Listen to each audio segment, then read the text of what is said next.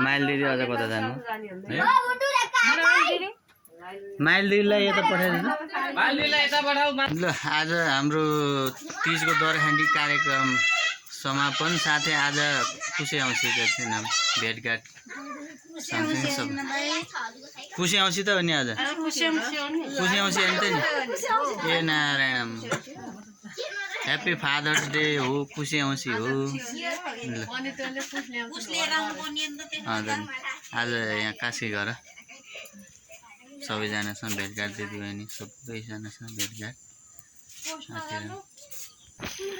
ल हेर्नुहोस् कोहीले कपडा लाउँदै हुनुहुन्छ कोही चिया खाँदै हुनुहुन्छ यस्तो छ हाम्रो गाउँको वातावरण सबैजना ल हो ल ठिक छ एकदम राम्रो ल छोरोले पनि यहाँ मलाई हेरिरहेछ ल ओ माई गड हेलो भन्दै हो नि त अनि सबैजनालाई लाज लागेछ त छोरोलाई लाज लागेछ ल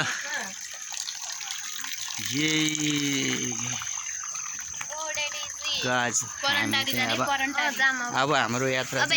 परन्टारीको हुनेछ परन्टारी भोलेनाथको ठाउँमा हुनेछ ल आउने दिदी ल सतीशले मलाई घाँस काट्न लाग्छ कोही उतामा खन्दै खान्